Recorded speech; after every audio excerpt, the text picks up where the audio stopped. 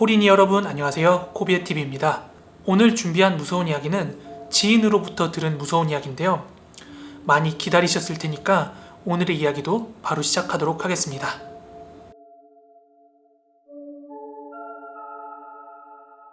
지금부터 해드릴 이야기는 거의 10년이 다 된 이야기입니다. 저는 중학교랑 고등학교를 같이 나온 굉장히 친한 단짝 친구 2명이 있었는데요. 아직까지도 연락을 하면서 우정을 이어오고 있는 친구들이에요. 아직까지도 저희끼리는 당시에 겪었던 일을 인생에서 가장 무서운 이야기로 손꼽으면서 술자리 술안주로 꺼내곤 합니다. 그 당시 여름은 무척 더웠던 걸로 기억이 납니다. 당시에 저희는 대학생이었고요. 부모님한테 어느 정도 용돈을 받아 쓰긴 했지만 대학 생활을 이어나가기에는 좀 턱없이 모자란 금액이었기 때문에 여름방학 시즌이 돼서 열심히 아르바이트를 하고 있었습니다. 단짝 친구들은 집안이 좀 잘 사는 친구들이라 아르바이트를 하지 않아도 생활이 됐던 친구들이에요. 그래서 그 친구들은 언제라도 여름 휴가를 떠날 수 있는 상황이었기 때문에 제가 휴가가 결정이 나면은 그 일정에 맞춰서 같이 휴가를 가기로 했어요. 저는 백화점에 있는 의류 매장에서 정직원식으로 아르바이트를 하고 있었는데요. 그렇기 때문에 주말 휴무의 개념이 없었고요. 그래서 당시에 매장 사장님께서 여름 휴가를 다녀오라고 금, 토, 일 3일을 휴가로 내어주셨습니다. 그렇게 휴가 일정이 정해지고 나서 친구들이랑 어디로 휴가를 갈지 이렇게 얘기를 하게 됐는데요.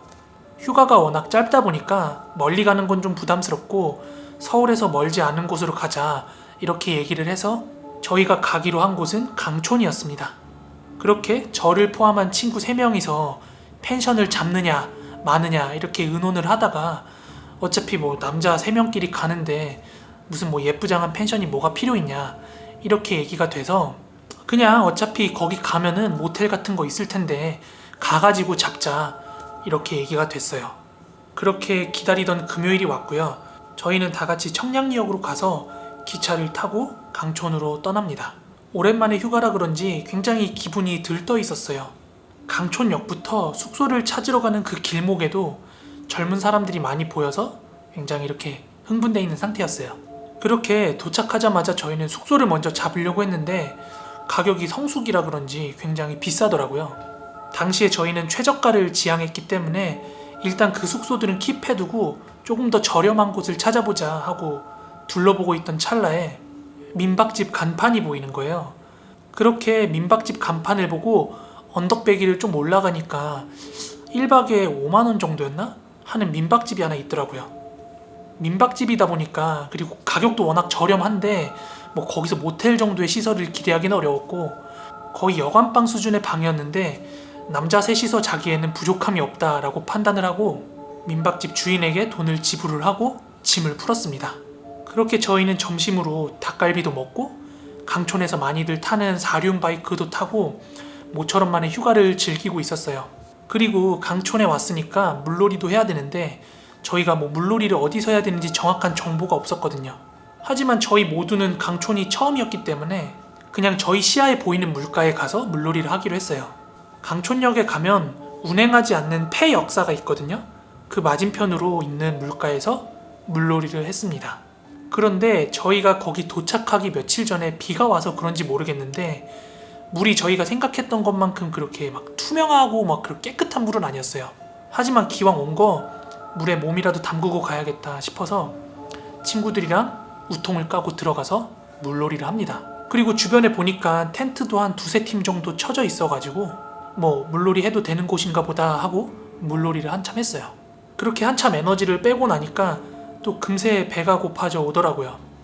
그래서 친구들이랑 민박집으로 돌아오는 길에 근처에 있는 마트 같은 데 들려가지고 냉동 삼겹살이랑 이렇게 구워 먹을 걸 좀 사가지고 민박집으로 돌아왔어요.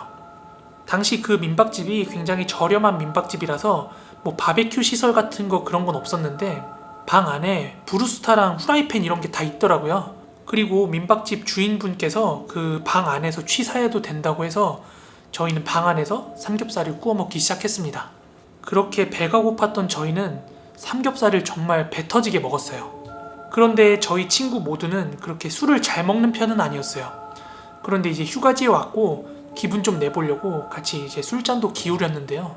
저희가 만취를 한 건 아닌데 이제 배도 부르고 적당히 이제 술도 들어가고 나니까 굉장히 졸린 거예요.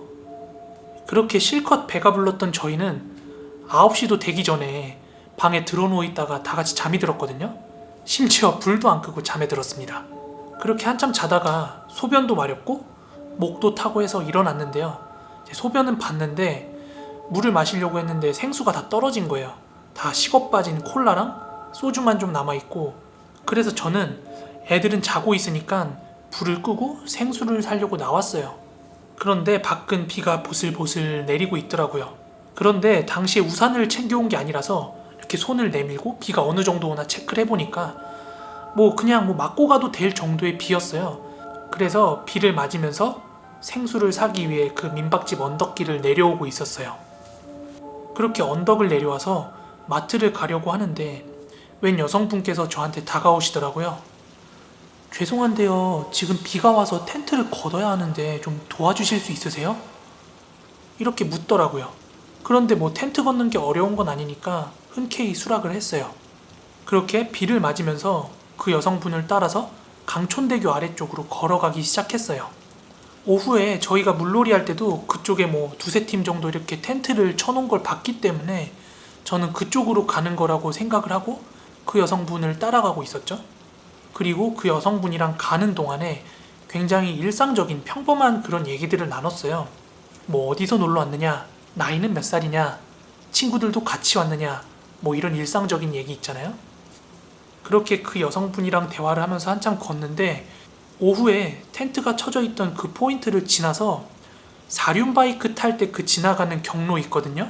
그쪽으로 걸어가시는 거예요. 그런데 오후에 거기 지나가 봐서 아는데 없거든요, 특별한 게.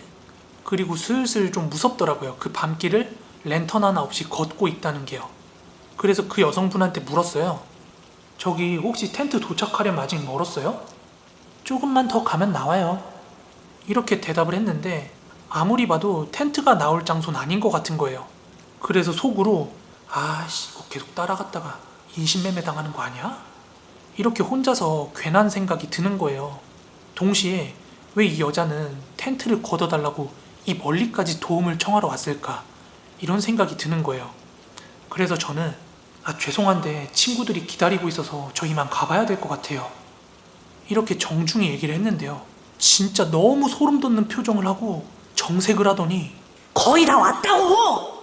하고 너무 소름 끼치는 목소리로 소리를 지르는 거예요.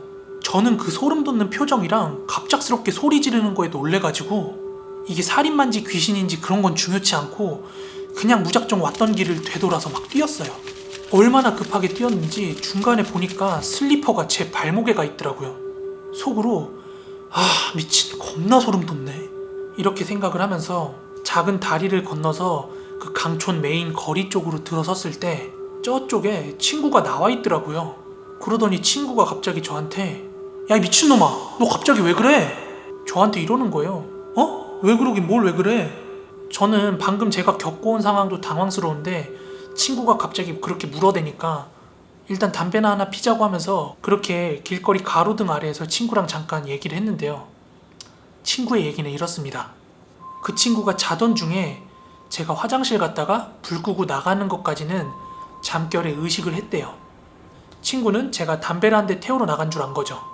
그리고 이 친구도 술김에 목이 타니까 물을 찾았는데 방에 물이 없으니까 저한테 나간 김에 물 좀 사오라고 하려고 전화를 걸었대요. 그런데 제가 전화를 받자마자 나 죽을 거니까 전화하지 마, 이러더래요. 개소리 하지 말고 물 좀 사와 빨리. 나 죽은 뒤에 찾지 마. 장난치지 말고. 내가 죽고 나면 알겠지. 안녕. 영문도 모른 채로 이런 말을 들은 제 친구는 제가 장난으로 연기를 하는 건지 진짠지 몰라서 일단 민박집 밖으로 나와서 저를 찾아 나선 거래요. 게다가 저는 비 맞고 막 물에 쩔어 있으니까 얘가 괜찮냐고 저한테 급하게 물어본 거고요. 그런데 진짜 소름 돋는 사실이 뭔지 아세요? 제가 민박집에서 처음 나올 땐 물만 사갖고 금방 들어올 계획이었기 때문에 휴대폰 안 갖고 나왔거든요. 당시 휴대폰은 스마트폰도 아니고 전화나 문자할 때도 없어가지고 갖고 나올 필요가 없었거든요. 그렇게 저희 둘은 어안이 벙벙한 채로 민박집으로 돌아왔는데요. 역시나 휴대폰은 제 베개 밑에 있었고 휴대폰에는 친구의 부재중 통화만 찍혀 있었습니다. 저희의 부스럭거리는 소리에 나머지 친구 한 명도 잠에서 깼고 제가 겪었던 일도 그 친구한테 얘기를 해줬고 지금까지 있었던 일련의 일들을 다 같이 얘기를 하면서 너무나 소름이 돋아서 다시 밖에 못 나가고 민박집에서 그냥 수돗물 받아 마신 기억이 있네요. 도대체 친구는 누구랑 통화를 했던 것이고 제가 따라 나섰던 여자는 사람이었을까요? 귀신이었을까요? 그 일이 있고 난 후로 지금까지도 강촌 한 번도 안 가봤는데요. 강촌이 어떻게 바뀌었나 궁금하기도 합니다. 네, 오늘 준비한 무서운 이야기는 여기까지입니다. 아무쪼록 오늘도 끝까지 시청해주셔서 너무 감사하고요. 코린 여러분들 오늘 하루도 즐겁게 마무리하시기 바랍니다. 저는 다음 영상에서 더 무서운 이야기로 찾아오겠습니다. 그럼 감사합니다.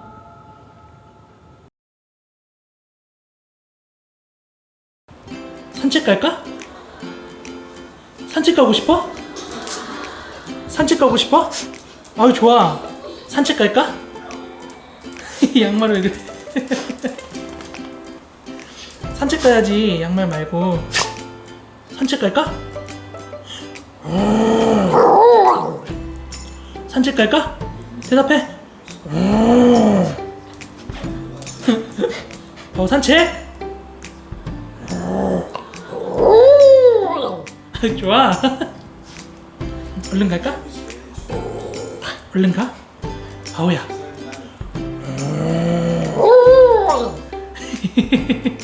알겠어. 산책 가자. 한 번 더 대답해. 산책 가고 싶어? 산책 가자.